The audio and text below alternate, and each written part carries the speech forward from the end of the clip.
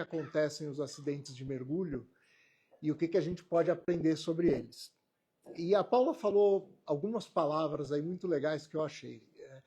Primeiro, assim, um monte de especulação sobre todas as razões malucas que se pode imaginar por que os 5 caras morreram fazendo um mergulho nas Maldivas. E o que a gente sabe até hoje é, se alguém fala esta foi a causa do acidente, é pura especulação. Para ser muito sincero, é muito provável que a gente nunca saiba o real porquê do acidente. E o que eu quero mostrar para vocês aqui hoje é que os acidentes eles não acontecem da forma que a gente acha que eles acontecem. Os acidentes acontecem de uma forma muito mais complicada. Tem toda uma história por trás dos acidentes, né? E é isso que a gente vai falar aqui hoje. Eu sou de formação engenheiro naval, trabalhei minha vida inteira em área de tecnologia e comecei a mergulhar 70 e tantos, virei instrutor em 85, fui, acho que um dos primeiros mergulhadores TEC do Brasil, um dos primeiros instrutores TEC, e faz alguns anos aí, antes da pandemia, né, ali em 2019, eu descobri essa história de fatores humanos. Foi um assunto que primeiro me encantou, eu comecei a estudar que nem um louco a partir dali, até chegou num ponto em que o Gerrit Locke, que é o meu mentor, virou e falou, cara, para continuar a única coisa que você pode fazer é fazer o curso de instrutor. Eu falei, tá bom, então vou fazer o curso de instrutor. Foi pior do que qualquer curso que eu já fiz na minha vida. Eu nunca li tanto, estudei tanto, ralei tanto para fazer um curso como esse. E foi um negócio assim maluco. Eu brinco que eu queria ter conhecido isso daqui 30 anos antes da minha vida. Minha vida teria sido muito diferente se eu tivesse aprendido fatores humanos lá atrás. Mas, infelizmente, só fui aprender depois dos 50. Então, eu espero que eu, pelo menos, consiga ensinar alguém e alguém tenha o mesmo impacto na vida por causa disso. Mas vamos falar de Maldivas, né? Um mês atrás, começou a dar em todas as mídias, né? Que haviam morrido 5 mergulhadores italianos num mergulho que deveria, teoricamente, ser um paraíso, né? Todos de uma vez. Eu não consigo lembrar de outro acidente de mergulho que eu tenha olhado que foi tantos mergulhadores numa tacada só, né? Eles começaram a tentativa de recuperação dos corpos 2 dias depois, né, 16 de maio. A operação começou com o pé esquerdo, eles recuperaram o corpo de um dos mergulhadores e morreu um mergulhador da Marinha das Maldivas por causa disso. E aí quando a gente fala aqui que a gente quer conversar sobre aprender com os incidentes, quem lembra da história dos meninos presos na caverna da Tailândia? Quem lembra da história do resgate, como aconteceu? O que aconteceu nos primeiros dias de resgate? Alto. Uma pessoa morreu. Morreu um dos militares que estava no socorro. Vamos olhar por que ele morreu. Pegou um militar que não tem treinamento de mergulho em caverna, que não está equipado, que não está preparado, e que foi obrigado a fazer um mergulho para tentar resgatar as crianças. Naquela situação até dava para entender, porque tinha suspeita de que as crianças estavam vivas, como realmente elas estavam, então faz sentido. Qual foi a primeira coisa que aconteceu no acidente das Maldivas? Um militar sem equipamento, sem treinamento, morreu.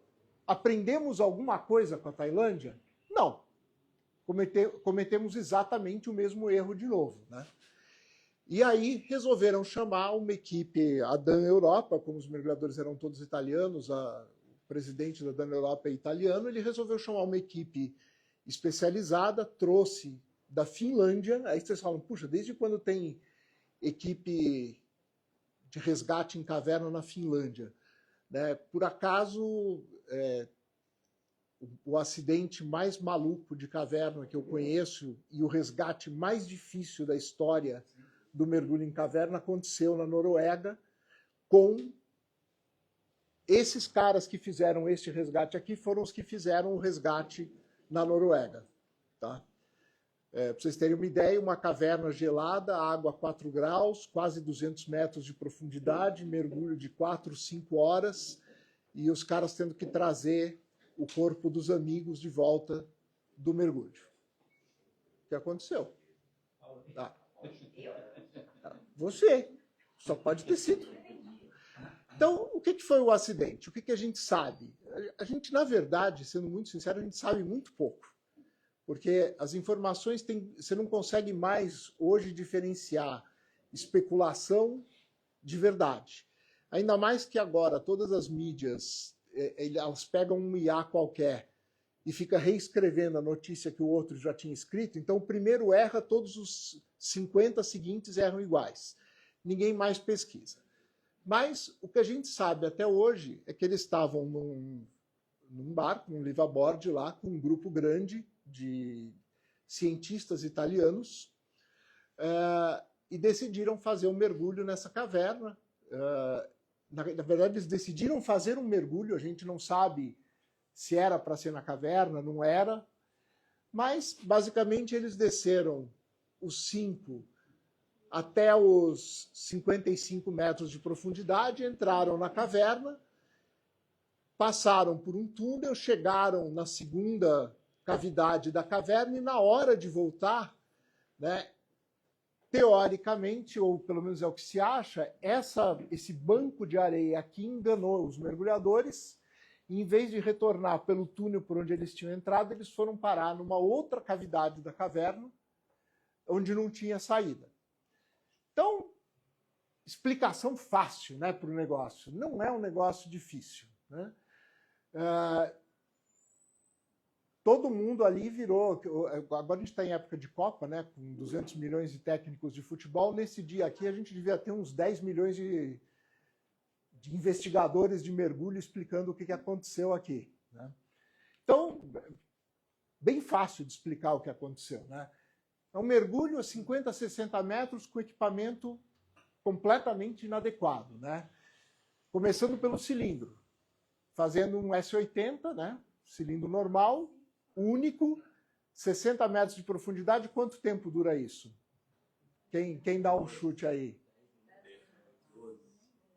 10 minutos. Assim, muito otimistamente, se o cara não respirar, uns 15 minutos. Né? Se você entrar em pânico, mais ou menos uns 30 segundos. Né?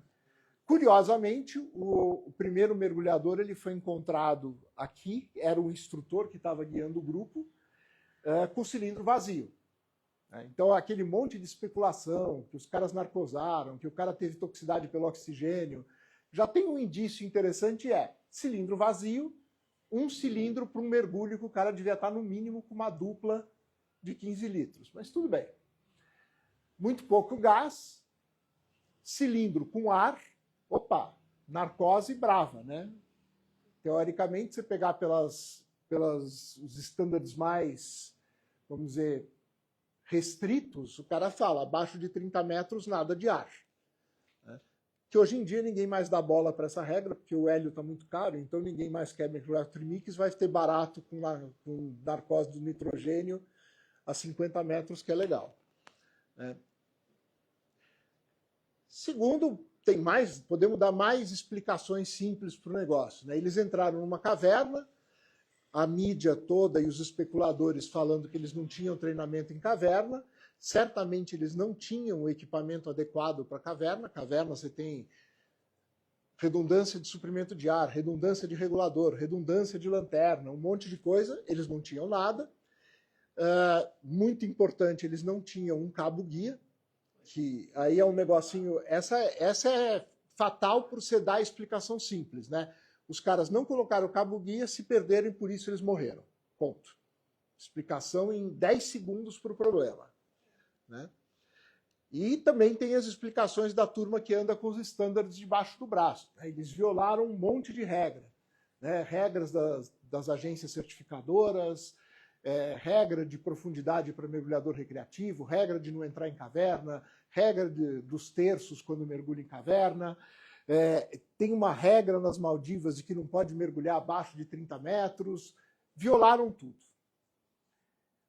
Cara, se olhar isso daqui, tem boas, mesmo sem você ter a menor ideia do que aconteceu, você tem boas explicações para ter morrido 5 mergulhadores, concordam?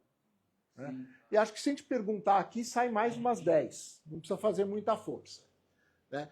E a pergunta que sempre vem é quem é o culpado por isso daqui? Né? Isso vem da mídia, né? Quem foi que planejou o mergulho, quem que inventa um negócio desses, né? Todas as especulações, vem da própria forma. A gente tem alguém aqui que é advogado, coisa parecida?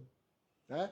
É o próprio processo de investigação criminal, ele visa chegar, né, a apontar quem é o culpado, né, quem é o responsável pelo que aconteceu, mas gera um caos aqui, todo mundo querendo apontar o dedo para alguém. E se vocês olharem, toda vez que tem um acidente, a primeira coisa que a gente procura é isso, né? Quem foi? Né? Quem é o último Zezinho que encostou no botão antes do negócio explodir? Né? Mas vamos agora tentar entender um pouquinho melhor da história. Né? Essas são as 6 pessoas que morreram, acho que todo mundo já cansou de ler. Né? Como falou a Paulinha, né? A Mônica, que era líder do grupo de cientistas, tinha mais de 5.000 mergulhos. Não era inexperiente, os outros caras todos eram mergulhadores, faziam mergulho científico, eram instrutores. A única que você pode falar que era mais fraquinha era a filha da Mônica, de 22 anos, que era Open Water e Advanced. Né? Aí você já vê que bacana que é. Né? A mãe leva a filha para fazer um mergulho a 55 metros, né? Mas tudo bem. Né? Mas o que eu queria, e aqui é o sargento das Forças Armadas da Maldivas, né, que também era um mergulhador de resgate super experiente, né, não era um Zé Mané qualquer, mas eu queria chamar a atenção para 2 coisas. Primeira coisa é essa daqui. A Mônica era instrutora de mergulho científico, era formada full cave por uma agência renomada, né, e com mais de 5.000 mergulhos. O instrutor do barco, que era o guia, ele era intro to cave e tinha completado, para quem não conhece, a GUE talvez seja a agência mais exigente que tem no mercado, ele tinha completado o Fundamentals, que é o primeiro curso da GUE, e tinha recebido o Tech Pass, que é o que autoriza ele a fazer os cursos de técnico. Então, isso, para a GUE, é o básico para a gente que é do mundo normal. O cara é muito bom. O cara é muito bom de água, muito bom de equipamento, conhece carretilha, conhece cilindro duplo, conhece tudo. Conserta carretilha debaixo d'água. Exatamente. Conserta relógio Rolex debaixo d'água com lua de boxe. Já está habilitado. Estava fazendo curso disso lá na Suíça. Essa daqui era também uma pesquisadora, vários mergulhos nas Maldivas, nas costas, Dive Master, Nitrox, Deep Diver, provavelmente da PAD ou coisa parecida. O outro aqui era técnico Trimix. Aí faço a primeira pergunta, né? Puxa vida! Caramba! Então não dá para falar que os caras não sabiam o que eles estavam fazendo, né? Pelo menos uma boa parte aqui sabia exatamente o que era mergulhar em caverna. Sabia exatamente o que era mergulhar 55 metros. Aí você começa a parar. Puxa, talvez a explicação da história não seja tão simples. Porque a próxima derivada são todos malucos, é isso? Né? Eles chegaram um dia, naquele dia eles acordaram de manhã, prontos para pular do barco e falaram assim, hoje é um bom dia para morrer, vamos lá, pessoal. Isso daqui é para quem é fã de Jornada nas Estrelas. Tá? Mas é a única explicação que eu consigo dar, né? Porque não foi por ignorância. Então, vai ver que foi isso. Né? Eles acordaram naquele dia, os 5 e resolveram que era um bom dia para morrer. Tem um sexto, tem uma sexta integrante do grupo deles que decidiu não fazer o mergulho na última hora. Vai ver que ela não acordou achando que era um bom dia para morrer. Né? A outra coisa interessante é que eles estavam a bordo de um liveaboard junto com um grupo de 20 outros cientistas italianos, participando do que eles chamavam de um cruzeiro científico patrocinado pela Universidade de Gênova. Fato interessante, essa equipe, essa universidade, fazia este cruzeiro desde 1997. Todos os anos. Mergulhar nas Maldivas, para os professores, pesquisadores dessa universidade, não era nenhuma novidade. E teve a pessoa que desistiu na última hora, mas começa a circular por aí, a gente não tem os fatos ainda, uma história, tem a história oficial que saiu, acho que todo mundo leu, né, que o dono do barco fala que eles não sabiam que os caras iam fazer o mergulho na caverna, que aquilo foi um negócio não autorizado, que não estava planejado nem nada, mas já tem alguns relatos saindo por aí que desse grupo que eles estavam, uma outra equipe já tinha feito exatamente o mesmo mergulho antes deles. E estava planejado que todas as equipes fariam exatamente o mesmo mergulho. E que o barco, costumeiramente, apesar de ser proibido, costumeiramente levava os mergulhadores para fazer este mergulho. Né? Aí você começa a ver que tem alguns desvios de comportamento, normalização do desvio. Faça o curso no fim de semana. Né? Então, você começa a ver que mesmo a justificativa do que hoje é um bom dia para morrer, ela também não funciona. Né? Porque, pelo jeito, então, todo barco, toda semana, acorda com o desejo de morrer e a maioria não consegue realizar, graças a Deus. Né? Então, você começa a procurar qual é a tal da causa raiz do acidente. Quando você investiga um acidente, existe essa terminologia, né? Quem é da área de TI, essas coisas, adora falar de causa raiz de problema de TI, essas coisas. Mas aqui tem um detalhe, e é aqui que eu queria começar a trazer os fatores humanos para vocês. Toda vez que alguma coisa acontece e você procura a causa raiz, você encontra. Você encontra exatamente aquilo que você está procurando. Se você entra achando que o cara fez alguma coisa por uma determinada razão, você vai conseguir construir uma história que explica exatamente aquela hipótese que você levantou. Com muita facilidade. Precisa de muita disciplina para você fazer uma investigação em que você está levantando os fatos de uma forma isenta, sem tentar provar alguma coisa que você já tem na cabeça. Isso é um viés que a gente tem, a gente sempre quer provar que a gente está certo. Como a gente adora especular, a gente especula, inventa alguma coisa, e aí você sai correndo atrás dos fatos que sustentam aquela sua teoria. Aqueles fatos que não sustentam a sua teoria, você descarta e finge que não viu. Você não tinha notado esse detalhe. Então, quando a gente fala de segurança, tem um negócio bem interessante que é o quê? Que as pessoas olham sempre a história assim, vamos aprender com os erros. O mergulho é extremamente seguro. É uma das atividades mais seguras que tem. Né? A gente vê umas barbaridades dessas de vez em quando, por quê? Porque a gente tende a focar nas coisas ruins que acontecem.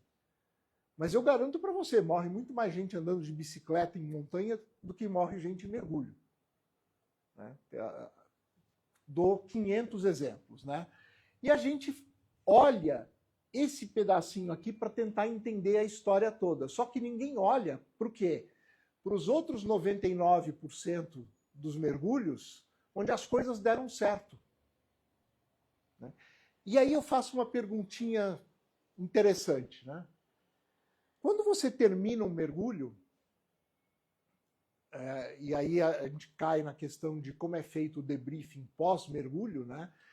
Você analisa o que aconteceu no mergulho? Quem faz isso? Quem tem o hábito de pós-mergulho parar e falar assim, como é que foi o mergulho? O que eu fiz certo, o que eu fiz errado?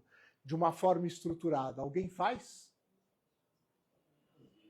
Às vezes, às vezes. Quando acontece alguma coisa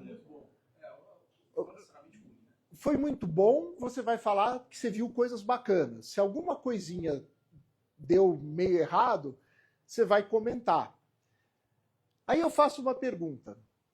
Todo mergulho sempre tem alguma coisinha que acontece, né? Eu costumo falar que um bom mergulho é uma grande sucessão de erros que foram identificados e corrigidos a tempo e não causaram nenhum efeito.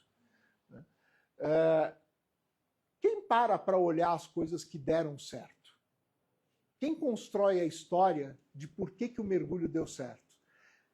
Aí eu desafio vocês, depois dos mergulhos, a fazer para você mesmo a seguinte pergunta. Esse mergulho deu certo porque eu sou bom pra caramba ou porque eu tenho sorte? Se você não conseguir responder essa pergunta, eu respondo para você. É porque você deu sorte. E graças a Deus, todo mundo aqui é muito sortudo. Porque a chance de acontecer alguma coisa é realmente muito pequena. Então, quando a gente fala de um acidente, eles parecem simples, eles parecem fáceis de explicar, né? E que você acha uma boa razão, uma linha reta, o cara mergulhou numa caverna sem estar treinado para caverna. Acabou. Eu não preciso mais olhar para aquele acidente, eu já tenho uma boa explicação. Bem simples. Bem simples. E a gente tende a procurar a explicação mais simples de todas, né? Mas, na verdade, a história é muito mais complexa. E ela não começa no dia do mergulho. Muitas vezes, ela começa muito antes.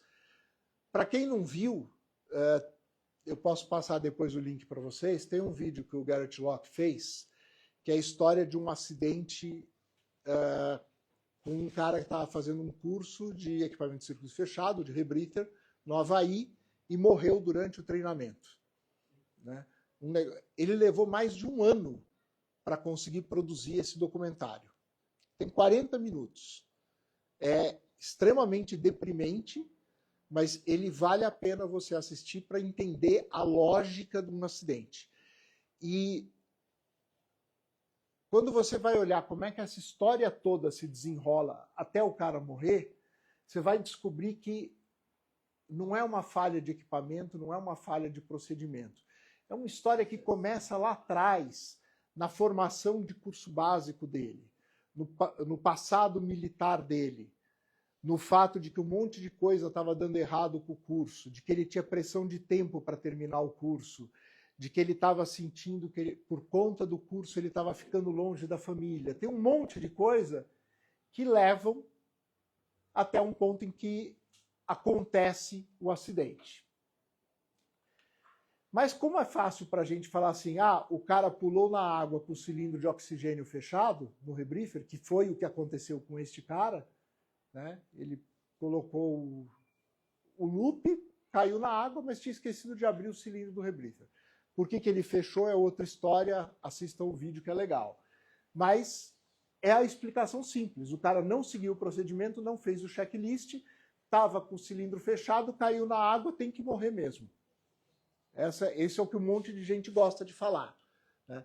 O problema é que esse tipo de errinho é inevitável. O ser humano sempre erra. E os melhores erram, por melhores que eles sejam. Então, tem vários exemplos que a gente traz. Por exemplo, em 1977 teve um acidente com 2 aviões na ilha de Tenerife, trombaram 2 747 na decolagem, porque um deles não tinha autorização para decolar e o outro estava cruzando a pista. Foi erro do piloto, do comandante. Tá bom, pode ser. Chamaram o investigador-chefe da KLM, que era uma puta empresa aérea holandesa, né, para investigar o acidente. O cara era o investigador-chefe e piloto-chefe da KLM, e o cara não pôde investigar o acidente por uma razão muito simples. Ele era o comandante do avião. Ele era o cara que tinha decolado sem autorização. Né? Challenger, 1986, todo mundo lembra da história do Space Shuttle. Um maldito de um O-ring, tudo bem, é um O-ring desse tamanho, né? Mas fragilizado por uma decolagem abaixo da temperatura que ele tinha sido autorizado.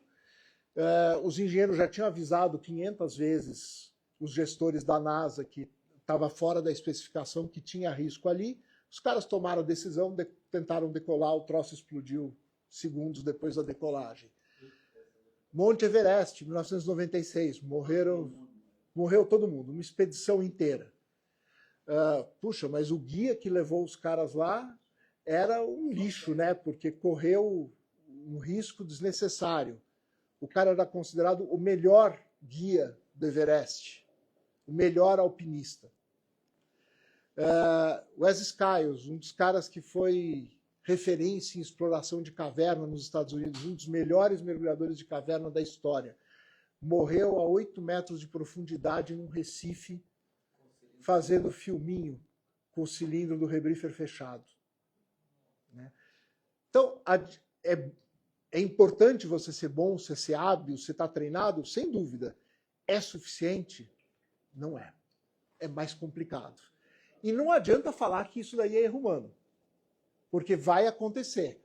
Então, ele é inevitável, ele não pode ser colocado como a causa raiz, porque você não tem como eliminar o erro humano, e ele tem que ser aceito, compreendido, estudado para que a gente tenha aprendizado. E aqui é a chave do negócio. Como é que a gente entende, estuda e aprende com isso? E a solução que a gente propõe para isso é você começar aí, isso não é uma coisa da Human Diver, de fatores humanos, isso é ciência de segurança, é psicologia, é coisas que são ciência. Usado em aviação, usado na indústria nuclear, usado em um monte de lugares. A aviação é o que eu acho a referência mais legal, que é fácil para todo mundo entender. Quem gostar dessa ideia, pega lá o canal do Lito no Instagram e no YouTube e assiste, que ele ensina um monte de coisa bacana de fatores humanos. Mas aqui é um problema curioso. E a proposta que a gente faz é você parar de olhar para o erro humano e começar a olhar para o sistema todo que está em volta e que cria um contexto, um cenário que leva ao erro. É esse sistema que está em volta que causa o acidente e não o erro. Aqui é uma foto de um rebrífer militar que estava em testes, projeto novo, super sofisticado, engenharia de primeira linha, já tinha sido testado em várias condições. O mergulhador foi testar esse troço numa piscina. Era um teste todo controlado, porque era a certificação do equipamento. Checaram tudo quando o cara caiu na água, ele caiu, fez o mergulho, saiu da água. Quando foram checar o equipamento depois que ele saiu da água, a válvula de oxigênio, que abre e fecha o oxigênio no rebrífer, estava fechada. E aí o cara tomou um esporro do superior dele na hora. Falou, pô, por que você fechou a válvula de oxigênio enquanto você estava lá embaixo? E a resposta do cara foi, não fechei. Ué, só tinha você na piscina. Todo mundo viu, anotamos, certificamos que ela estava aberta quando caiu. Você voltou, ela está fechada. O que aconteceu? Tem gente que já sacou a brincadeira, né? Quando o cara mexe na outra válvula, entendeu? Pô, mas o rebrífer já tinha sido testado e homologado em outros lugares, mas não com uma luva grossa. Então, é um sistema complexo que envolve o equipamento, envolve procedimento, envolve a atitude do cara, envolve um monte de coisa. Né?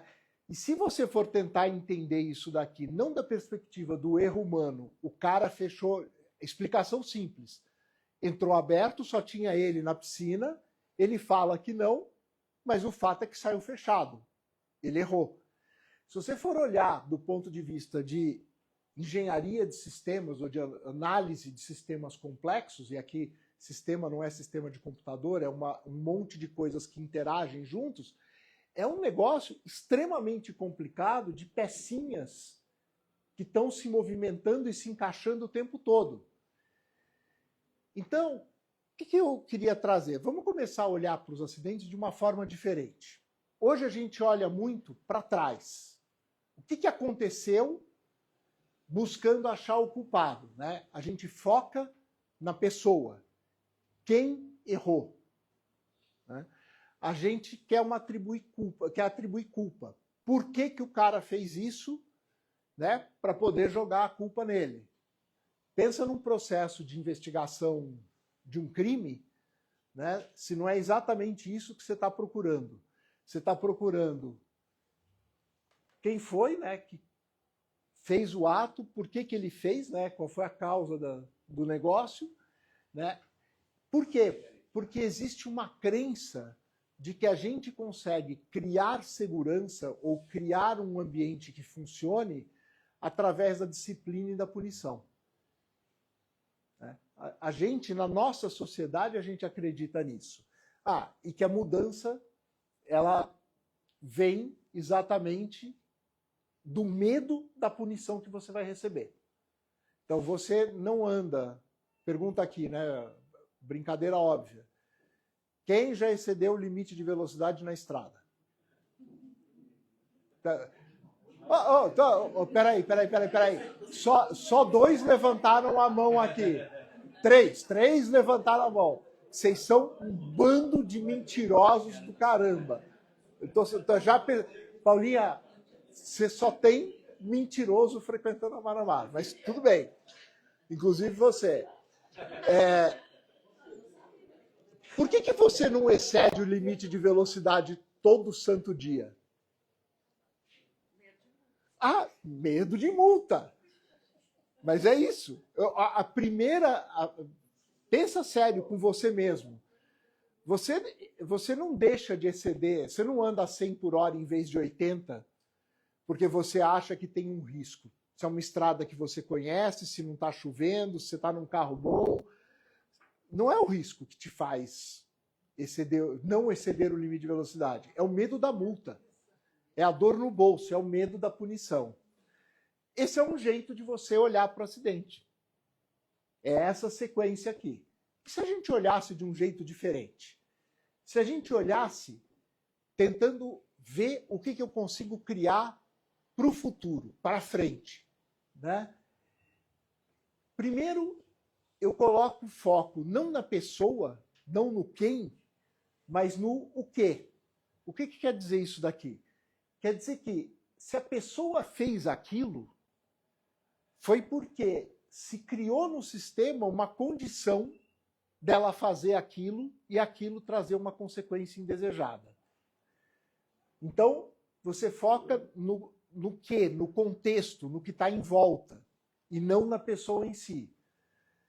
Você quer, como objetivo, não atribuir culpa, mas descobrir como é que eu faço para aquilo não acontecer de novo. Como é que eu faço para evitar que um acidente desse tipo aconteça? Como é que eu crio um contexto diferente do sistema que evite o acidente? Em vez de fazer punição, você vai querer descobrir quais foram as condições que induziram aquele erro. Foi a luva grossa? Né? Mas eu vou brincar um pouco mais. Você acordou um dia, você pagou lá a sua viagem, não vou falar Maldivas, porque Maldivas está encantado, né? Escolhe um outro destino de sonho, né? Truque Lagoon para quem gosta de naufrágio, algum destino fantástico, pegou um liveaboard maravilhoso na Indonésia, e você juntou dinheiro durante um ano para pagar a viagenzinha de $20 mil que a Paulinha vendeu para você. E um dia você acorda de manhã, né?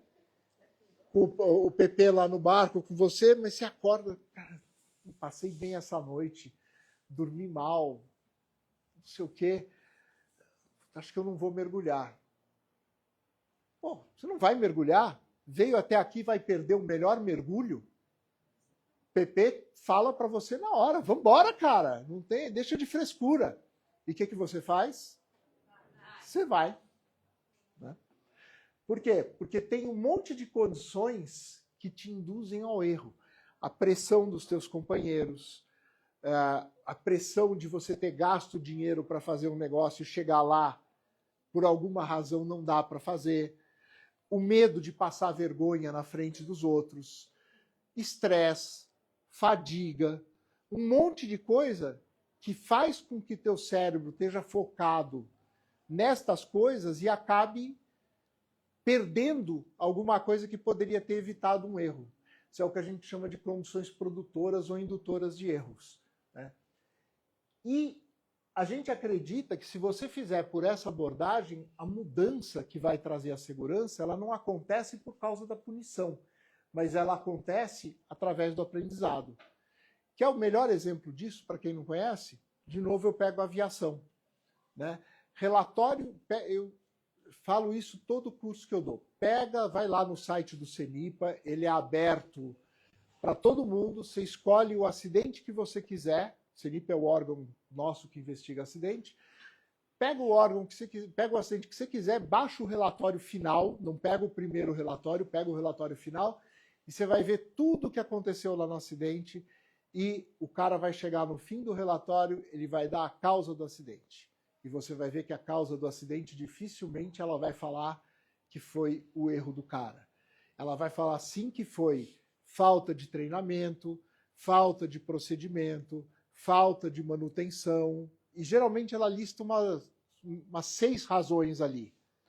Mas você vai ver que nenhuma delas é o erro do cara. O erro do cara causou o acidente porque uma série de outras barreiras ou foram quebradas também, ou induziram o cara ao erro. Né? Então, quando a gente olha para trás, o foco na pessoa, né, a gente tende a falar, pô, quem foi que mexeu nisso? Quando eu pego o filme lá, o Apollo 13, tem um exemplo bacana, né, que é o cara liga para fazer uma agitação de um tanque lá de oxigênio, na hora em que ele aperta o botão, o troço explode e a nave voa pelos ares ali. E a primeira coisa que os caras, o astronauta, que é um cara super treinado, a primeira coisa que o cara faz é olhar para o cara que mexeu no botão e falar, o que você fez? É automático.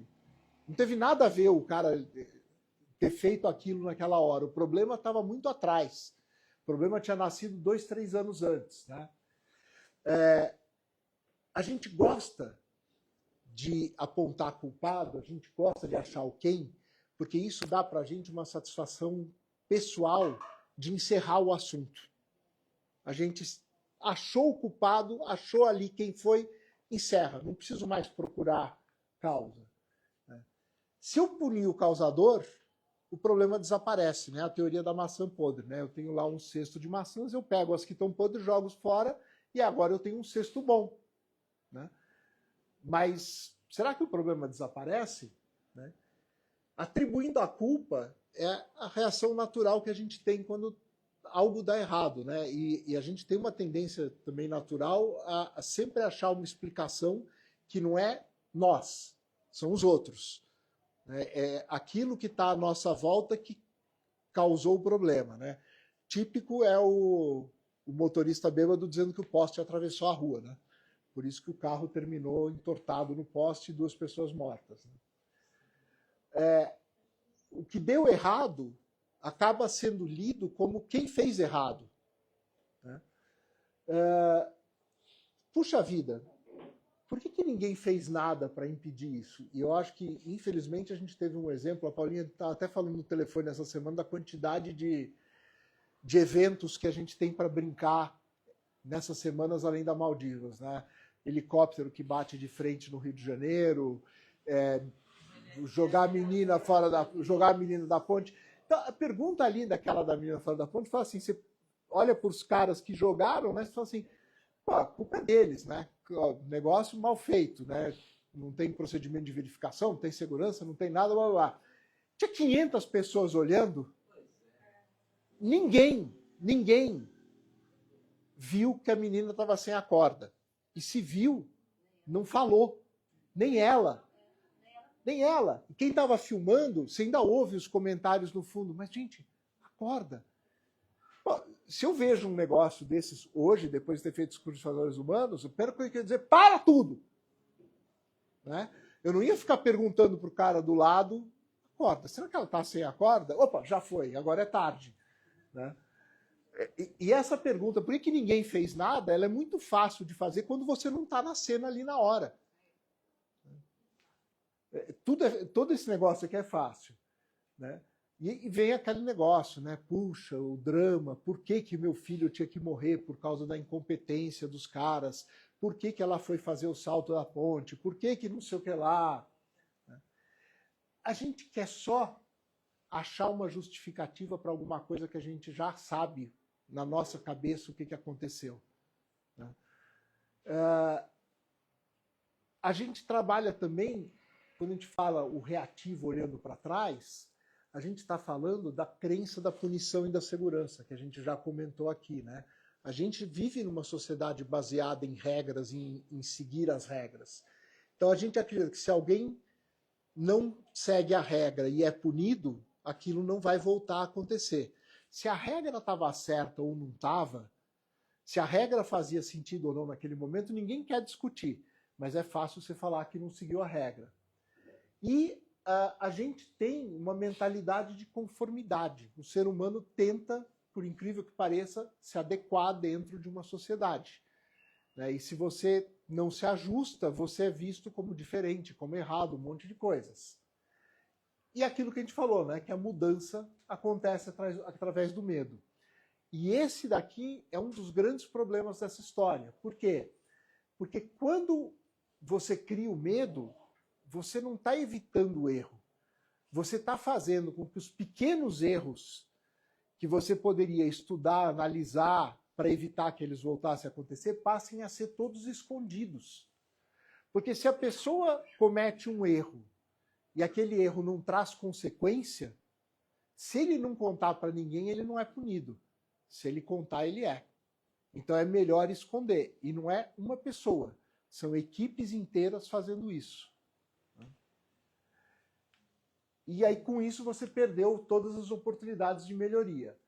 No proativo, o que você está fazendo? Você passa a buscar os problemas ou os eventos ou as causas que levaram você a fazer a coisa errada, né? Ao invés da coisa certa. A gente fala que evitar o erro humano é impossível, mas que o que a gente quer é aumentar as chances de você fazer a coisa certa e diminuir as chances de você fazer a coisa errada.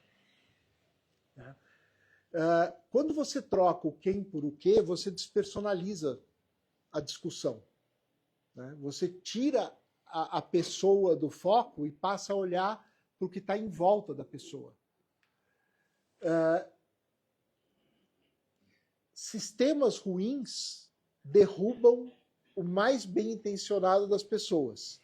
Você cria regras e cria uma série de coisas em volta que fazem com que até os caras que não têm intenção de errar nem nada errem.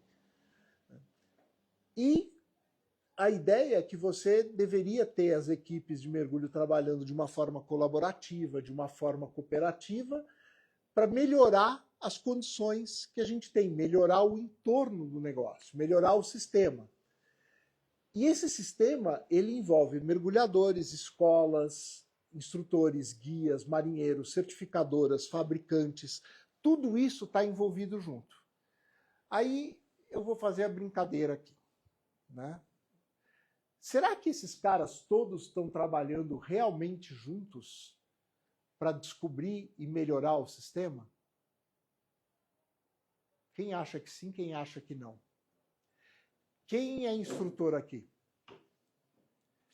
Quem já olhou para a cara de um relatório de acidente de qualquer agência certificadora? Já viu um, né? O que acontece com esse relatório depois que você manda ele para a certificadora? Essa sua cara é que você não sabe a resposta ou que você sabe a resposta? Você sabe bem a resposta. Né? A resposta é simples. Ele desaparece.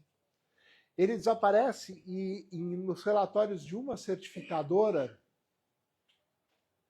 que eu passei por isso recentemente, eu recebi um e-mail dizendo assim, que esse relatório, a partir daquele instante, ele era confidencial e propriedade da certificadora.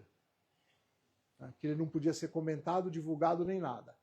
E numa outra, que alguém me mandou outro dia, uma versão nova, ele tem escrito assim embaixo do relatório, que aquele relatório será usado exclusivamente para defender as partes interessadas em um processo de litígio judicial ou coisa parecida. A função desse relatório é exclusivamente tirar da reta alguém na história. Nenhum aprendizado. Então, infelizmente, a nossa indústria está funcionando assim. E aonde a coisa explode na maioria dos processos que vão a litígio, principalmente nos Estados Unidos. Aqui no Brasil a gente não tem muita divulgação disso, mas lá fora tem bastante, né? O troço vai descendo a cadeia da certificadora para o dive center, para a equipe de instrutores, para o instrutor e para o dive master que estava com o aluno. A culpa de quem é? É do dive master que estava com o aluno, sempre. Né? Nada do que aconteceu antes do ciclo, né? A escola que foi lá. Não, detalhe. Isso não acontece aqui no Brasil, tá? A nossa lei é mais inteligente para esse tipo de coisa. Mas o fato é que até muito pouco tempo atrás existia graças àqueles monte de papéis que a gente assina, né, os famosos termos de isenção de responsabilidade, né? O Dive Center assina com a certificadora lá, que a certificadora não tem nada a ver com o que acontece dentro do Dive Center. Aí o instrutor assina com o Dive Center assina com o instrutor que o Dive Center não tem nada a ver com o que o instrutor faz. Né? O aluno assina que o instrutor não tem nada a ver com o que acontece debaixo d'água. Todo mundo falou que a culpa não é do imediatamente acima. Né? Isso só começou a mudar recentemente nos Estados Unidos, num processo em que deram um ganho de causa para na morte de uma menina que morreu num acidente completamente estúpido, né, mergulhando de roupa, estava fazendo um curso de roupa seca com 20 e tantos quilos de lastro, numa roupa que não era do tamanho dela, que não servia nela, sem ter tido instrução nenhuma, com a mangueira do inflador da roupa desconectada, não encaixava. Ela pulou na água, fundo, morreu. Né? Uma menina. Né? E aí começa. Não tenho nada a ver com isso. Ela que fez besteira lá e morreu. Né? E o juiz falou, não, peraí, ô escola, você não supervisiona o teu instrutor? Você não controla o que o instrutor está fazendo? Você não tem os teus padrões? Tenho, então você também é responsável. O certificadora, você foi lá e falou que esse dive center aí é um dive center 5 bananas de ouro. Né? Qual foi o critério que você usou para atribuir que ele é 5 bananas de ouro? Você definiu os estándares, você treinou os instrutores, você falou que o instrutor está capacitado. Como é que você não tem nada a ver com isso? Né? E agora, saiu essa semana, não sei se alguém viu, está tendo uma confusão tamanho gigante nos Estados Unidos por causa da DAN. Todo mundo sabe quem é a DAN? A DAN nos Estados Unidos tem 2 lados. Né? Ela tem o lado da assistência médica no caso do problema, e ela é uma seguradora. Ela vende seguro. Né? E ela entrou com uma ação agora para um juiz analisar toda a papelada de seguro, etc. Por quê? Porque o que ela está pagando de seguro está extremamente alto. E só a seguradora paga. Ninguém mais paga. E aí ela questionou o seguinte para o juiz. Quem é responsável pelo acidente? É só o mergulhador e, portanto, é o seguro dele que tem que pagar tudo, ou a operadora, a escola, a agência certificadora, todo mundo tem uma parte de responsabilidade nessa história. Essa ação entrou essa semana, veio a público essa semana, está disponível. Dependendo do que o juiz falar aí nisso daí, pode ter uma reviravolta na indústria do mergulho que vocês, acho que ninguém aqui, nem eu e a Paula, que somos os semidinossauros da turma, já vimos alguma coisa igual, né? E que mais? Olhando para frente, né? A gente está sempre procurando aquelas condições que fazem com que a gente desvie do comportamento desejado. O que levou a gente a fazer diferente? A maior parte do tempo a gente é capaz de administrar as coisas que vão acontecendo durante o mergulho. Mas às vezes a gente começa a ficar sobrecarregado com outras coisas e começa a esquecer coisinhas. E aí começam a acumular as condições que levam ao erro. Quando a gente chega num ponto de sobrecarga com esse monte de coisinhas, é que nossa habilidade para lidar com algum evento diferente, ela desaparece. Então, se acontece juntou lá, eu estou com a roupa de 8 milímetros em Arraial do Cabo porque a água está gelada, só que está 40 graus fora, eu estou morrendo de calor, passando mal, enjoado, estou montando meu equipamento, estouro o O-ring do meu cilindro, o meu companheiro começa a me apressar porque ele também está morrendo de calor e já está pronto e eu não estou.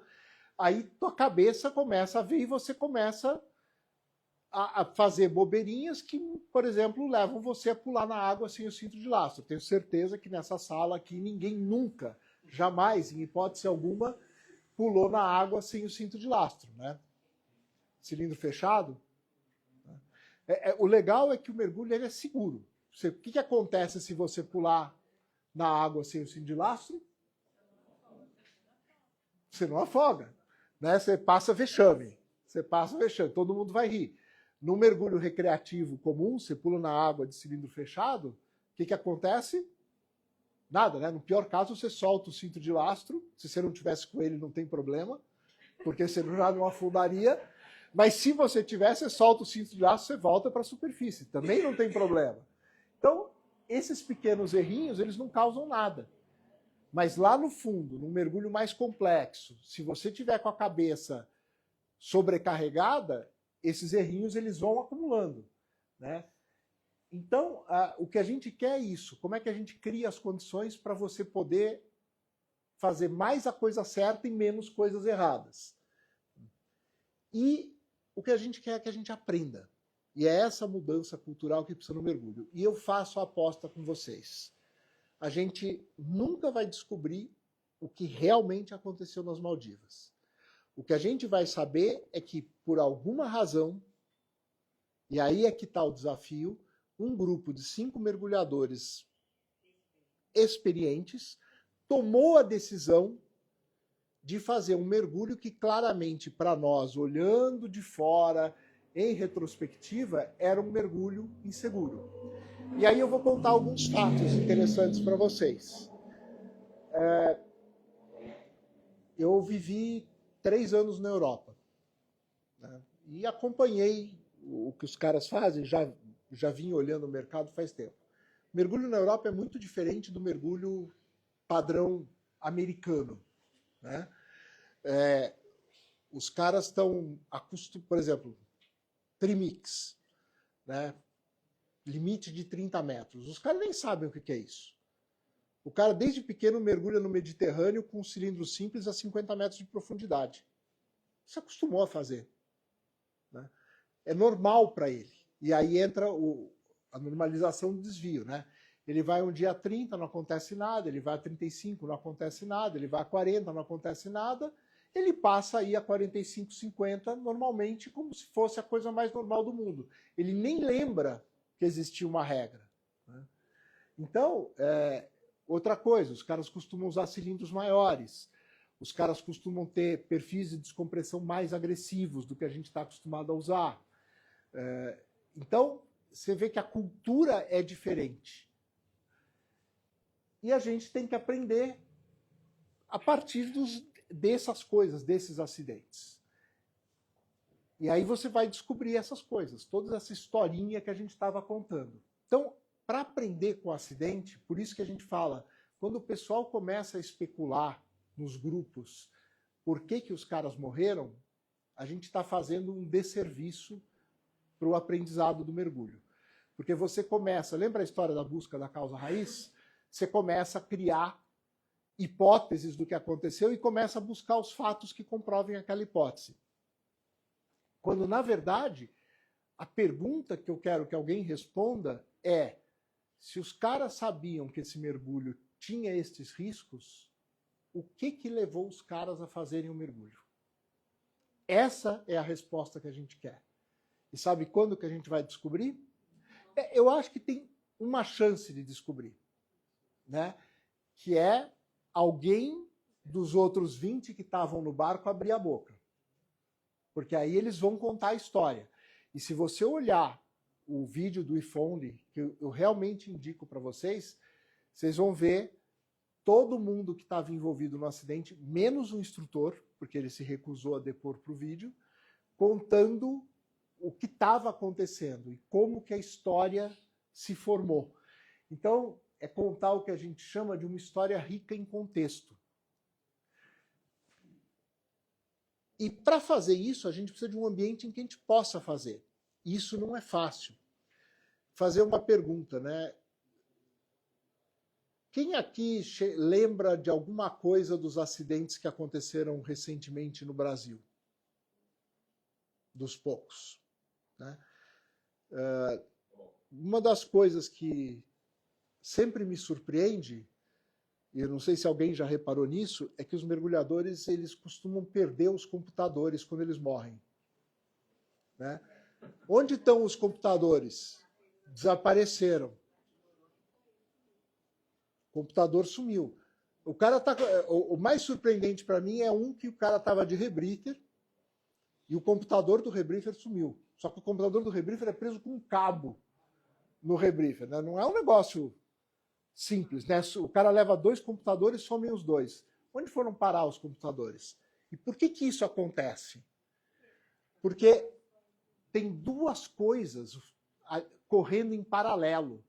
E isso é o jeito que a nossa sociedade funciona. Você tem uma investigação policial acontecendo, porque teve uma morte. E você tem do outro lado, eventualmente, gente que está querendo entender o que aconteceu. Essas coisas são conflitantes. Porque um computador ele produz uma prova num processo civil ou criminal.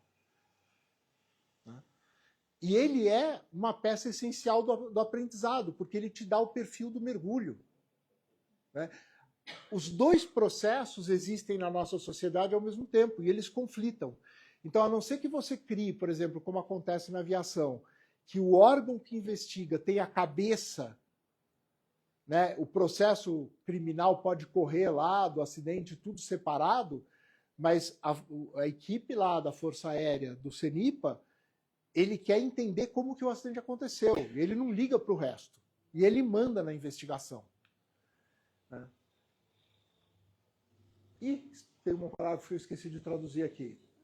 O aprendizado ele acontece em todos os níveis. As escolas deveriam aprender, os indivíduos deveriam aprender, as certificadoras deveriam aprender. É isso que a gente está perdendo do jeito que está. E o mais importante, a grande mudança é quando a gente mexe no nível organizacional. Aí é que a coisa realmente muda. Porque você começa a mudar os estándares, começa a mudar a forma que você ensina. Né? Tem uma brincadeira que eu fiz outro dia, eu fui caçar uma informação que é o que os estándares das certificadoras dizem sobre o número máximo de alunos por instrutor em águas abertas. Lá atrás tinha um número mágico que era 8. Aí o número diminuiu para 8 com um Dive Master. Aí o número diminuiu para 4. Né? E recentemente, se alguém tem curiosidade de olhar isso, apareceu uma linhazinha nova lá nos estándares, que fala assim, o número máximo é 4, mas esse número pode ser diminuído a critério do instrutor, dependendo das condições. Né? O que isso quer dizer? Alguém pega a brincadeirinha aqui?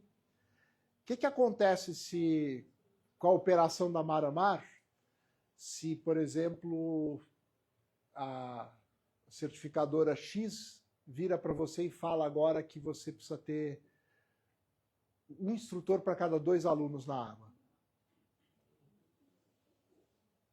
O preço sobe, né? Aumenta o custo, aumenta tudo. Então eles não querem isso, porque eles querem continuar emitindo certificado. Então o que ele faz? Ele legalmente empurra a responsabilidade de diminuir o número de alunos por instrutor para onde? Lá para a ponta, para o instrutor. Esse é o fato. Esse é o mercado. E quando a gente... O aprendizado, ele é difícil, por quê? Porque quando a gente olha para trás, sabendo como que a história terminou, é muito fácil a gente ver quais foram os erros. É a brincadeira lá do começo. É o mergulho a 50 metros de profundidade com ar, com cilindro simples, numa caverna.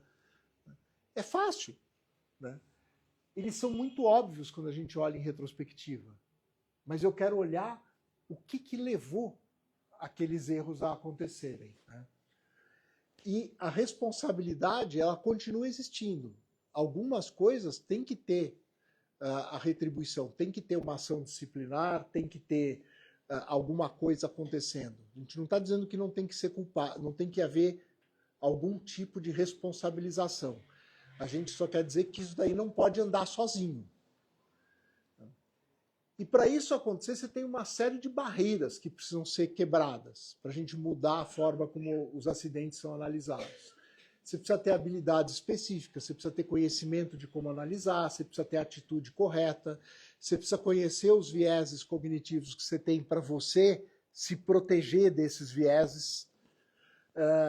Você precisa ter uma cultura de risco e segurança, você precisa ter um sistema legal que permita você fazer uma investigação decente, você precisa tomar cuidado com a pressão comercial que você está sofrendo, porque, claro, ninguém quer levar a culpa do problema, né? Porque, no fim, vai acabar acontecendo, é a nossa natureza. E tem uma pressão de tempo. E é um negócio, por exemplo, que você vê muito na aviação, né? Quando o avião cai, é uma pressão para alguém dizer por que caiu, né? E quanto tempo leva uma investigação desse tipo? Uma investigação do CENIPA leva fácil 1 ano. Fácil. Eles põem um prazo, mas o primeiro relatório geralmente sai depois de 30 dias, e o primeiro relatório eu recomendo que vocês vão lá e olhem, porque ele não aponta absolutamente nada. Ele só diz, estes são os fatos. Isto foi o que eu apurei olhando o local do acidente.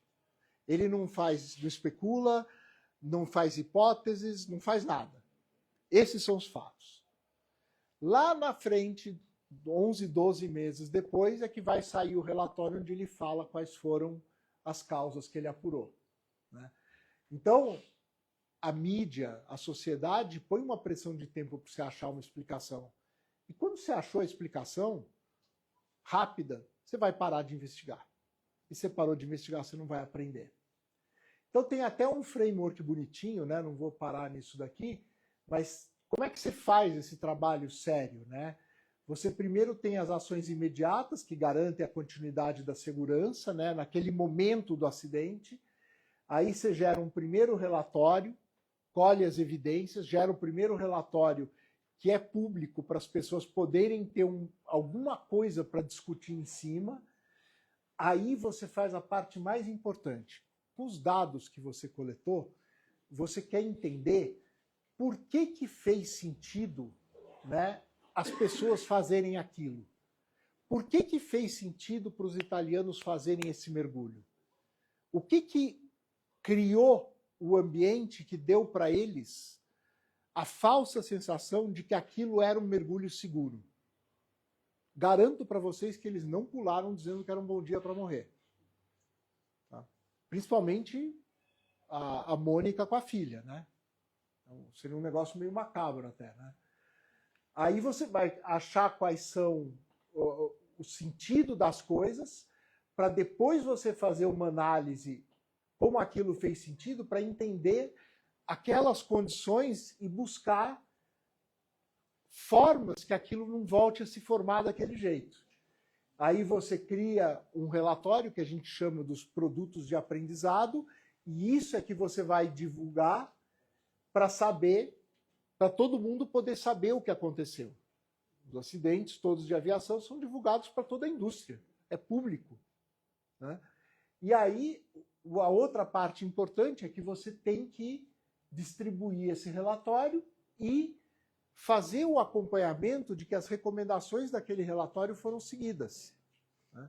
Então, e isso daqui, de novo, eu pego o exemplo da aviação, quando o cara fala, ó, tem um erro no projeto do avião tal, o fabricante vai lá, corrige aquele erro e manda para todos os operadores um boletim falando assim, amigo, você tem que fazer esta manutenção substituindo esta peça, né, para garantir que aquilo não acontece de novo.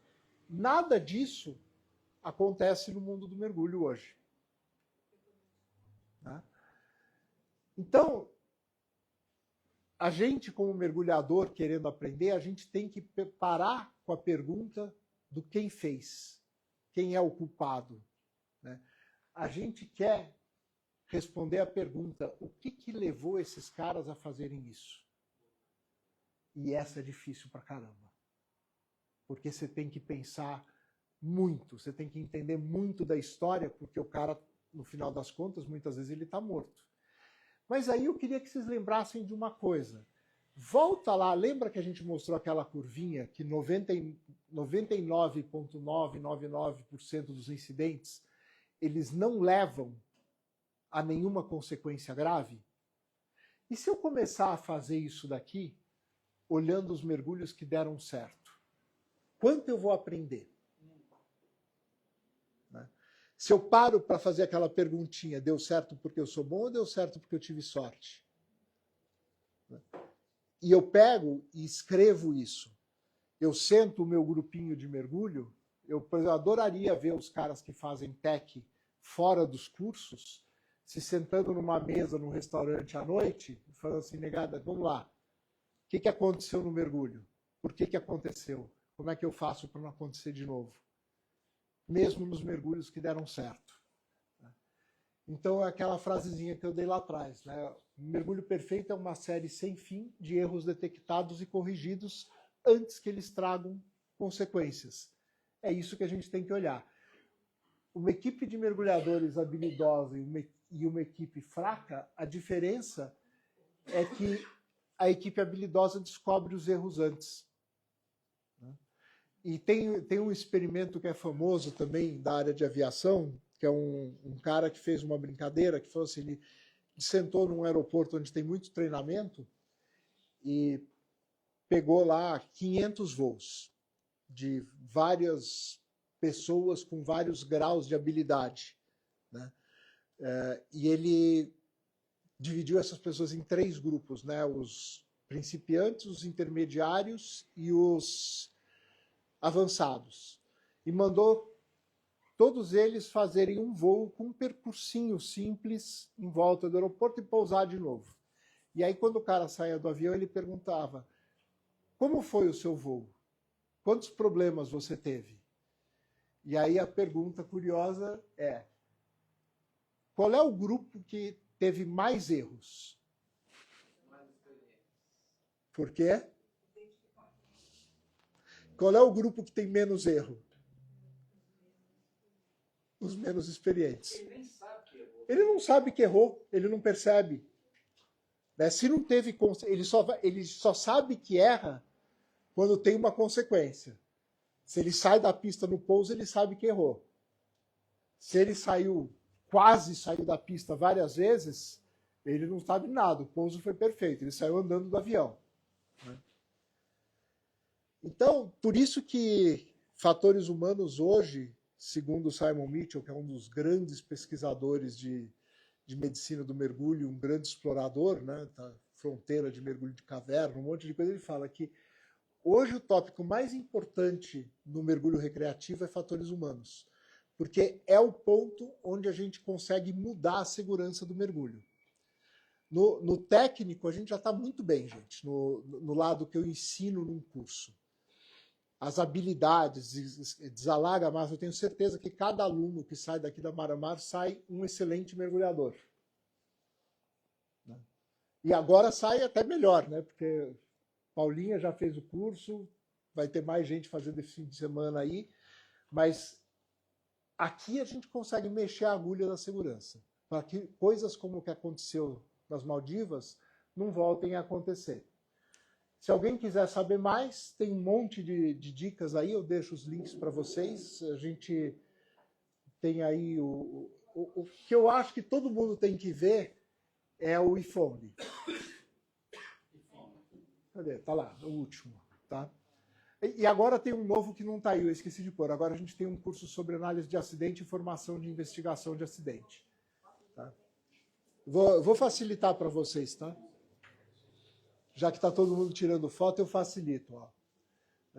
Este fim de semana, a gente vai ter o curso completo de fatores humanos, é um curso de 2 dias. A gente ainda tem, quantas? 2? 2 vagas livres, se alguém quiser, ainda é tempo. Ainda, a Maju está quase dando WO no...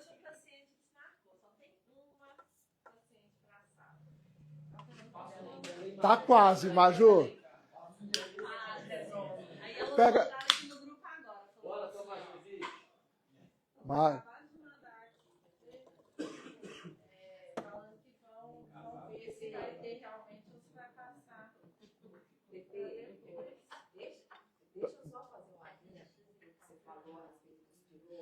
Eu ia deixar o QR Code e pedir para acender as luzes e a gente começar o bate-papo. Que agora vem a parte legal, né? Agora vale tudo. Só para...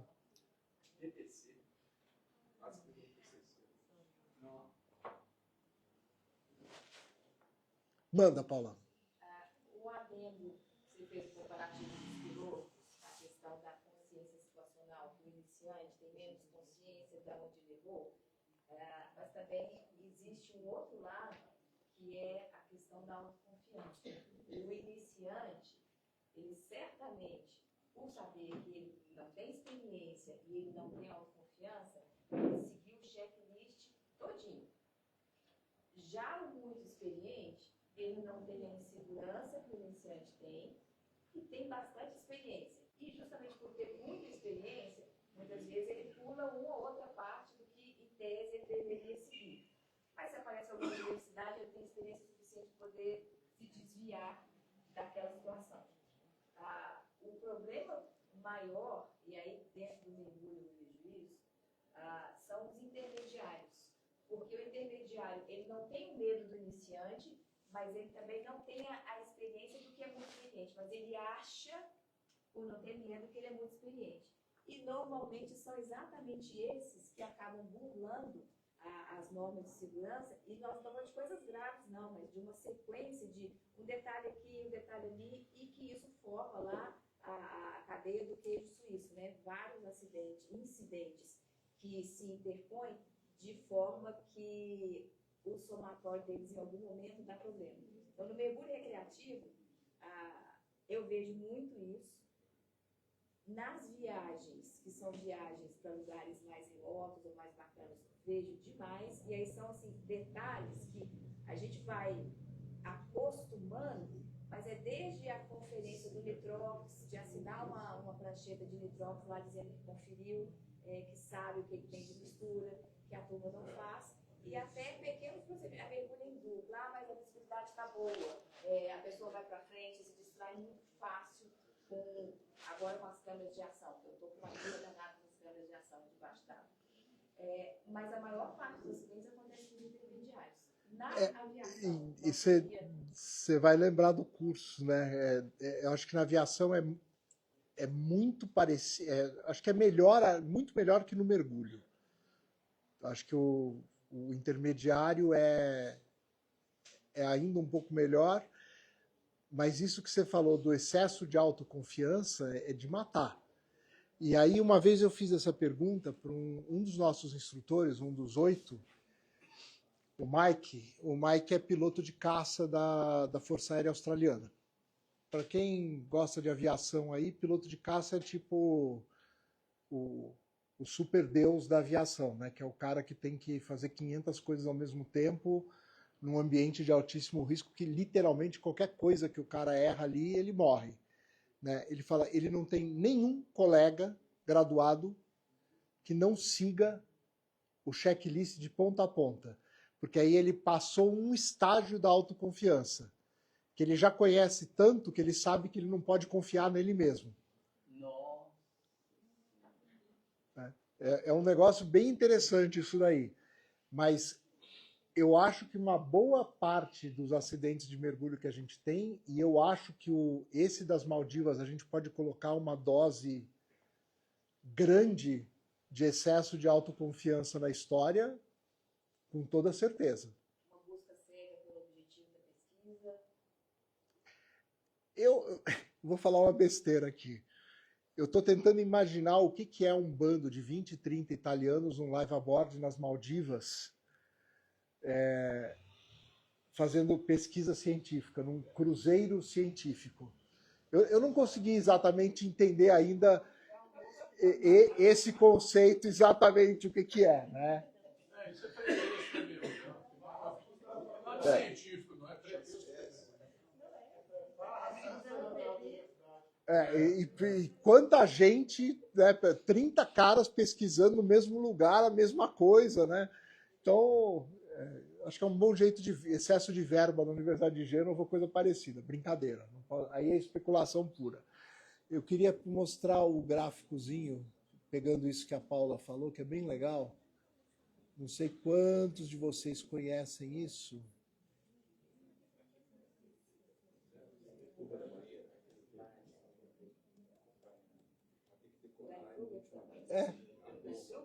Era o que eu queria achar o Dunning-Kruger aqui, não sei onde que ele foi parar. Eu acho que está no slide 8, não? Não, não é o 8. Não sei se ele está aqui nessa apresentação. Ele não está.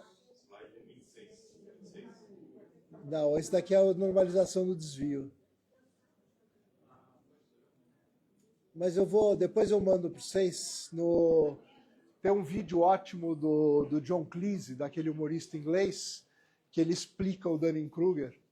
Mas basicamente é uma curva assim, né? Que no eixo vertical é o quanto você se acha competente em alguma coisa.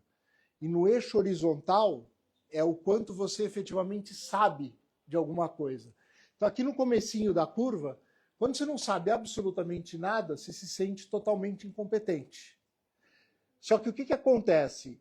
À medida que o troço vai subindo, a curva dá um pico lá em cima, num ponto em que o cara sabe muito pouco, mas ele acha que sabe tudo. Esse é o famigerado intermediário da Paula, né? Mas chega uma hora que ele começa a descobrir que ele não sabe tanto assim, aí ele começa a duvidar da própria competência, até que ele chega num brinco aqui que eu chamo do Vale do Desespero, né? Que é a parte de baixo da curva, onde o cara já sabe muito, mas ele, ao mesmo tempo, ele tem a consciência de que ainda falta muito para ele aprender. Ele sabe que não sabe. Esse é o melhor. E depois aí o cara começa a subir de novo, porque ele começa realmente a saber e ser competente naquilo que ele está fazendo. Isso explica muita coisa na nossa vida, né? Eu outro dia quase que fui expulso de um evento de tecnologia, porque na área de TI tem um grande instituto americano que faz pesquisa sobre a adoção de tecnologia. Alguém da área de TI aí? Não, né? Graças a Deus tem. Vocês já viram o estudo do Gartner alguma vez? O Gartner tem um negócio que chama o Hype Cycle, né? Que é o ciclo de adoção da tecnologia, que é uma curva em que, de repente, tem um monte de gente falando de uma tecnologia, correndo atrás, querendo implantar, e de repente todo mundo começa a se desiludir com a curva, a tecnologia é quase esquecida, e aí depois ela começa a subir devagarinho de novo. Por acaso, eu falei num evento, eu mostrei isso daí, eu peguei a curva do Dunning-Kruger e coloquei em cima. Eu falei, o Hype Cycle nada mais é do que os grandes fabricantes se aproveitando da ignorância dos consumidores para vender alguma coisa. Quase que me chutaram do evento, né? Mas inteligência artificial, né? Todo mundo, independente da área que você está, vocês estão vivendo aí o caos da IA, né? É isso. A gente está no auge do caos lá. Conseguir entregar alguma coisa, ninguém consegue. Mas todo mundo tem que implantar. Né? Para poder concluir o caso das Maldivas. Não conclui, não. Acende a luz, pessoal. Vamos bater papo. Fala. Para poder concluir o caso, a gente sabe que essa investigação vai demorar meses ou, quem sabe, até ano, mas sabendo que dentro da indústria do mergulho, essa forma aí eu posso falar, ser responsável pelo centro de treinamento, que essa informação dificilmente volta para as pessoas que estão direta ou indiretamente envolvidas, esse caso pode ser diferente porque a mídia está muito em cima dele. Mas temos, além de imaginar que a busca cega pelos objetivos da pesquisa, mas algo mais que a gente possa passar para todo mundo com relação ao evento em si? Eu acho que tem várias coisas aí. Tem várias... É que o duro é especular ou falar de informação que não é confirmada, né? Tem aí uma que tem uma declaração da Universidade de Gênova de que aquilo era uma expedição da universidade, mas que em momento nenhum no programa de estudos tinha qualquer tipo de mergulho nessa profundidade. Depois foi desmentido. Sabia-se que eles iam a 50 metros, que tinha autorização da universidade, exceto pelo fato de ser dentro de uma cadeia. Mas um detalhe, tinha autorização da universidade da universidade não. O governo das Maldivas emitiu uma autorização para alguns mergulhadores, alguns do grupo dos que morreram eram 3 dos 5, para fazer mergulhos abaixo de 30 metros, entre 30 e 50 metros. Então, isso é uma. O duro é que você fica nessa do vai e volta o tempo inteiro, né? O barco era um barco, teoricamente, de mergulho recreativo, não era um barco de pesquisa nem nada, era um barco de mergulho recreativo, apto a suportar mergulhadores técnicos, ou seja, se tivessem de rebriefer com trimix, o barco teoricamente teria como suportar, mas ele não vende esse tipo de operação. Por quê? Porque, segundo a regra, ele não pode mergulhar abaixo de 30 metros. Então, aí você pensa, você põe a cabecinha para pensar. Por que um barco teria o preparo para ter uma estação de recarga trimix, ter material para trocar sorbe de rebrífero, essas coisas todas, se ele não pode fazer mergulhos abaixo de 30 metros? Né? É porque o cara acha bacana, né? Ele investe para falar que o barco é bonito, que tem isso daí, né? Essa é outra pergunta do tipo curiosa. O que mais? O que você tem de fato que você lembra que saiu essas últimas... Eles tinham autorização que a universidade sabia, e que os docentes e os discentes que estavam ali sabiam que estariam envolvidos no mergulho de 50 metros. Aí começa as informações. Ela tentou tirar, depois alguém colocou de novo. Qual é o fato? Ninguém sabe, né? O barco, num primeiro momento, o proprietário e o advogado da empresa negaram que eles faziam operação abaixo de 30 metros. Depois você descobre que faziam, aí falaram que aquele grupo de 5 estava fazendo um mergulho especial por conta deles, que não tinha nada a ver com a história toda. Aí saiu a história de que os outros grupos também estavam fazendo, já tinham feito um antes deles, Sabe como que eles descobriram que eles tinham perdido os caras, segundo uma das notícias que saiu essa semana? Quando o grupo seguinte ao deles caiu na água e voltou para o barco antes deles terem voltado. Né? O grupo entrou na mesma caverna? Não, mas teoricamente foi fazer o mesmo mergulho. E eu não duvido que eles tenham entrado na caverna, que agora ninguém vai falar nada. Essa informação, a informação que o presidente foi, você afirmou que essa expedição científica, na verdade, para mim, era um turismo de cientistas. A impressão que eu tenho é essa. Impressão pura.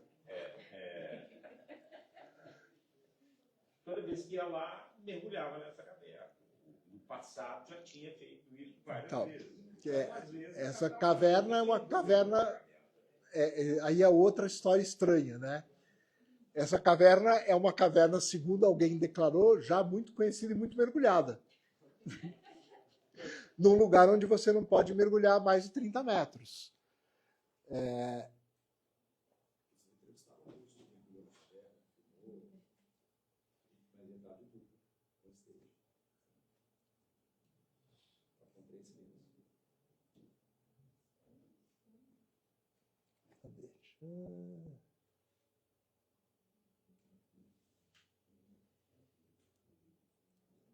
Para quem tem a curiosidade,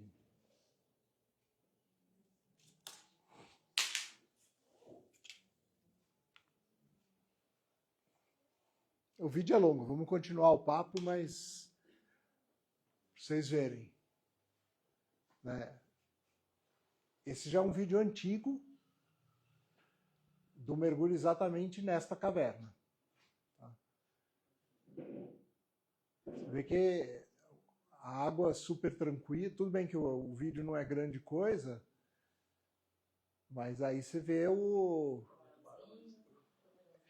conhecido como a caverna dos tubarões, né? Então você imagina, caverna dos tubarões para mergulhador recreativo, para onde o cara vai? Tem tubarão na caverna? O público acha que a gente corre, né? Quem está aqui sabe que a gente corre para dentro, né? A gente quer ver o tubarão. Como é que você diferencia um mergulhador de um não mergulhador? Você vai numa praia, tem um monte de gente lá, joga um tubarão no meio. Quem correr para longe não mergulha, quem correr para perto mergulha. Mas você vê que não são passagens, que não é uma visibilidade maravilhosa, não são passagens gigantescas. É um mergulhinho de caverna considerável. Não é uma caverna grande, não é uma caverna complexa, mas o que os finlandeses falaram, por exemplo, eu acho que vai sair coisa... Não vamos discutir esse assunto. E caiu a lanterna. Caiu a lanterna. Foi na hora que caiu a lanterna, ele lembrou, esquecemos do cabo, volta e filma o cabo. Ficou estranho, porque eu tava na frente, tava sem cabo. A Caetina é pequena também. Não, a caverna tem 200 metros, teoricamente, de ponta a ponta, ela não é grande.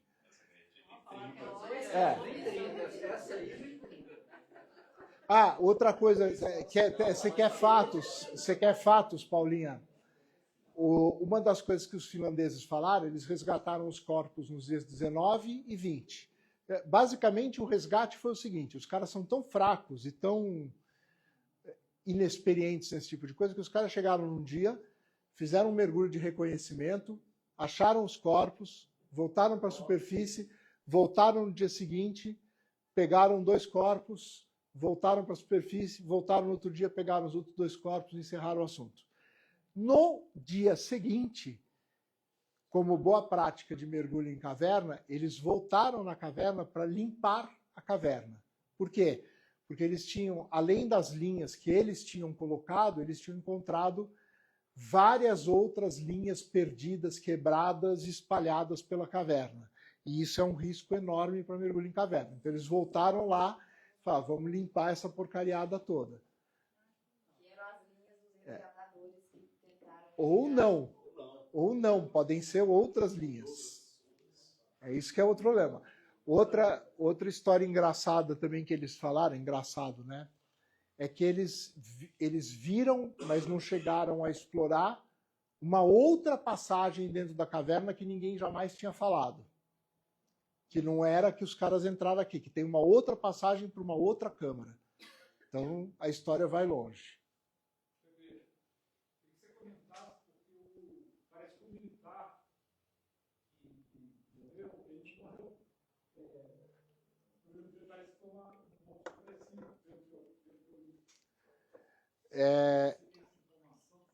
O que eu sei, que a notícia oficial, essa é oficial, que ele chegou a sair vivo da água com o Dedê, foi levado para o hospital e não resistiu.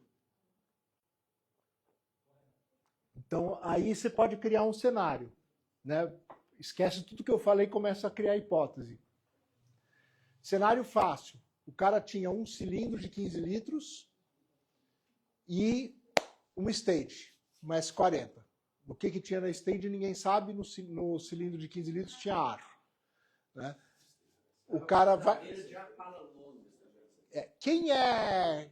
Tem algum militar aqui na turma? Então, mas não é, essa aqui não é difícil, né? Mas é um negócio interessante, né? Imagina o seguinte, imagina que você é o presidente das Maldivas, né? Vamos continuar as brincadeiras. Aqui a gente falou muito pouco do incidente do cara também, né? Mas vamos pensar na situação do presidente das Maldivas. Você é um país que vive exclusivamente de turismo. Principalmente turismo de mergulho. E aí, de repente, sai na mídia internacional um acidente com 5 pessoas. O que você faz para os seus asseclas ali, né? Vocês viram para o cara e falam assim, meus amigos, vocês vão lá, descobrem o que aconteceu, resgatam esses corpos e acaba com a história. Ele falou isso daí para o comandante das Forças Armadas. Missão dada, missão cumprida. O comandante foi descendo, né? Lá na hierarquia, né? O general, para o coronel, para não sei o quê, para não sei o que lá.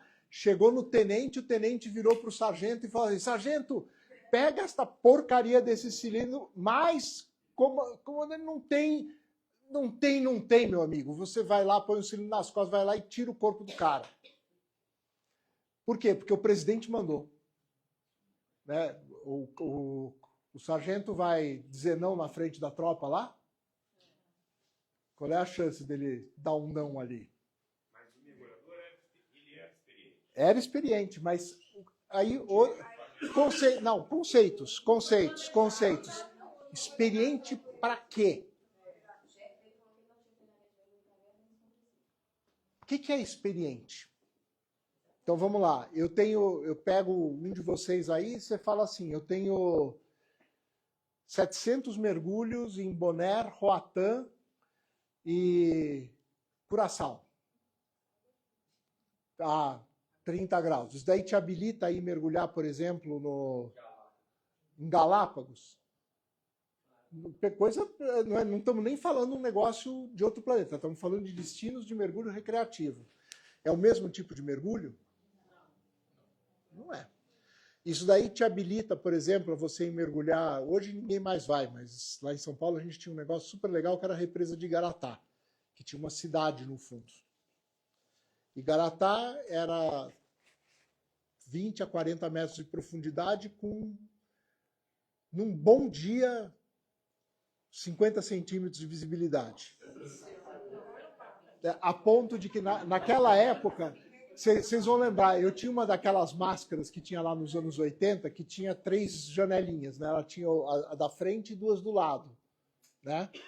Eu punha um manômetro aqui, colocava a lanterna aqui para ver se eu conseguia ler o manômetro.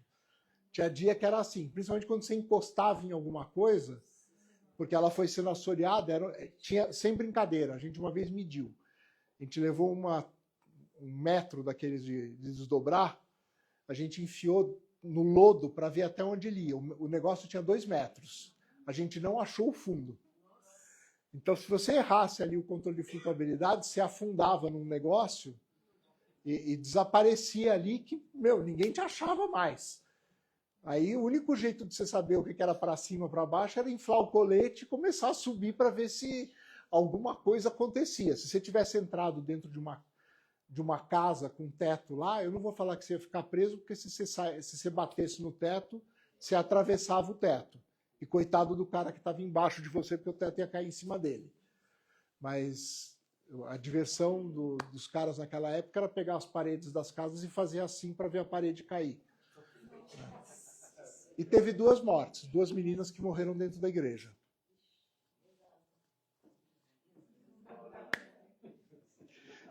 Devem ter rezado nos últimos minutos, eu acredito. Eu acho que ele desviou a ordem para ir, e foi porque também se achava competente para fazer isso. Porque senão ninguém iria morrer. Né? Isso. Mesmo, perfeito. Perfeito. Óbvia. É ordem, tudo bem, mas eu vou morrer. Então, ele não iria. Ele tem uma pressão grande, mas quando ele pesa a pressão com o nível de competência que ele acha que ele tem, ele acha que ainda está dentro do mergulho.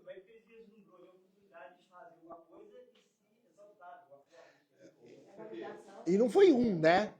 Foram 8. Lembrar disso também. Tem um ponto muito forte também do fator humano nesse caso, e a estrutura militar, você realmente aprende a cumprir a ordem. E é engraçado que o acidente de Tenerife tem muito disso. Do tanto que a sua mente acondicionou a uma determinada situação, esse acidente de Tenerife é excelente de dar uma estudada. Ele é um pouco... Vamos entrar no detalhe, porque tem coisa interessante aí. Focada em cumprir aquele objetivo, que às vezes você vai deixar de passar por fatores de segurança, porque você está muito focado naquele objetivo. Eu estou com um objetivo, é algo importante, é algo que eu tenho que cumprir o meu dever. Você acaba passando por coisas que seriam passando por cima de coisas importantes que você às vezes foi capacitado, mas porque você está com um foco muito direcionado no objetivo. Eu acho que isso aí é uma coisa mais pessoal do que de ordem. Sim. A pessoa, quando ela recebe uma ordem, e é uma ordem absurda, ela não pode, eu ensino isso depois lá, assim, você recebe uma ordem, você não pode negligenciar a segurança. Então, você vai cumprir isso, não vai, mas seguindo toda a segurança dele. Quando a pessoa não segue, é o foco dele. Então, ele é fácil não seguir. mas aí entra... Quero dar um passo para trás aqui onde você estava. Vou estragar parte do teu curso amanhã, no sábado. Tenerife tem uma outra característica interessante, que é a hierarquia. Né? O copiloto e o engenheiro de bordo avisaram o comandante mais de uma vez que ele não tinha autorização para decolar. Só que, como a hierarquia era muito forte, o comandante mandava o cara calar a boca. O que ele fazia? Calava a boca. Vanzato em KNM 4805, ele é o garoto propaganda da KNM das propagandas. É o comandante. Além de ser tudo isso, duas colocações. Cara, parabéns pela trabalho, muito boa. Assim, em alguns momentos, quando você está fazendo a apresentação, a gente tentar apontar para cegueira de familiaridade e viés de normalização da equipe.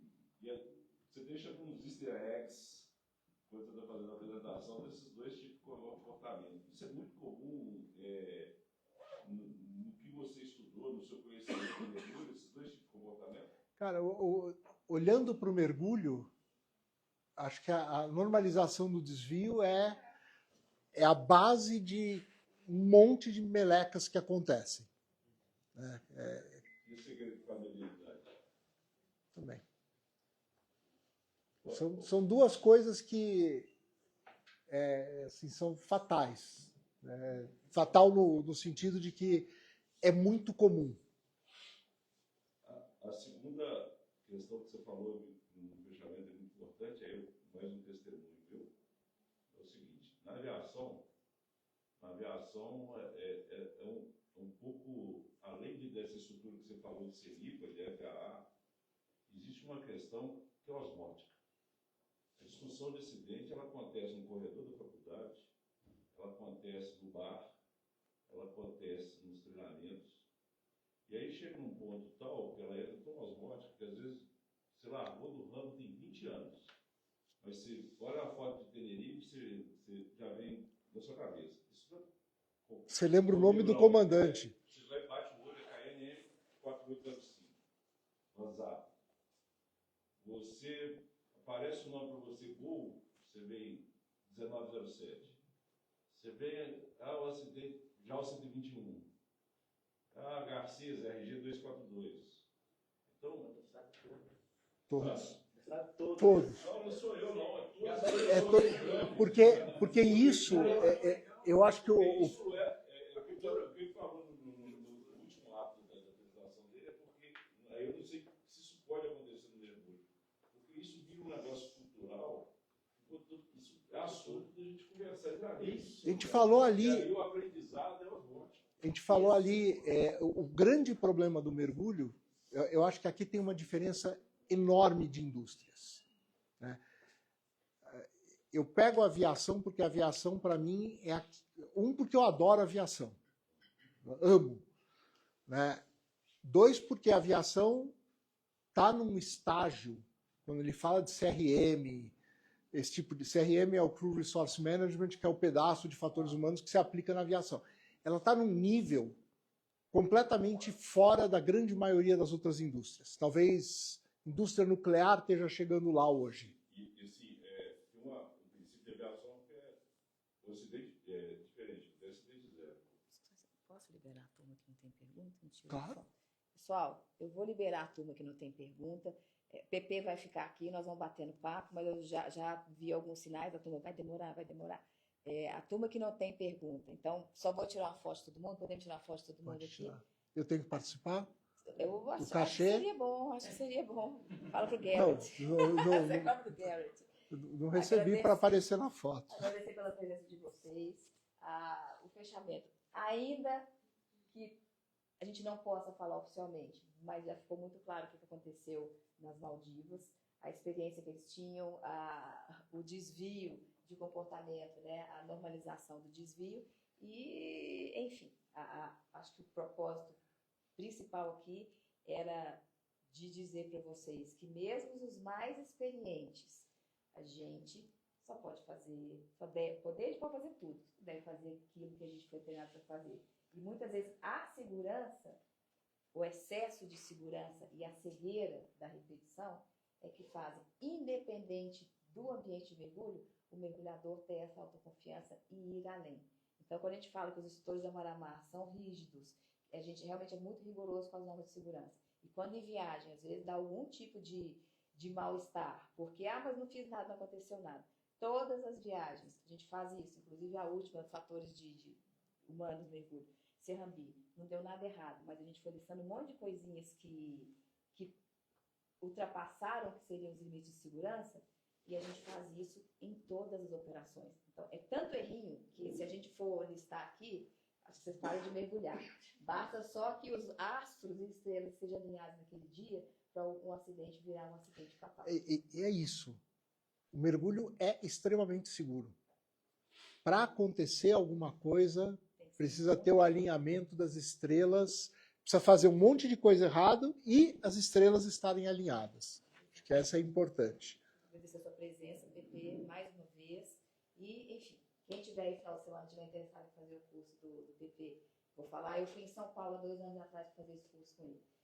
Definitivamente é um dos melhores cursos que eu fiz na vida. E não é por causa do mergulho, é por causa de consciência situacional, é a gente baixar o ego, porque o ego é exacerbado demais no curso da consciência. Então, são muitas situações em várias outras áreas que não tem nada a ver com mergulho, aonde também fica muito claro que a ignorância e o excesso de vaidade colocam as pessoas em muitas situações que seriam facilmente evitadas. Até para estimular o pessoal a continuar querendo aprender, né? E eu acho que a gente tem um testemunho bacana ali atrás de que isso é verdade. Fatores humanos é um negócio absolutamente genérico e que você pode aplicar em um monte de áreas específicas. Ele não é de aviação, ele não é de mergulho, ele não é de medicina, ele é para a vida.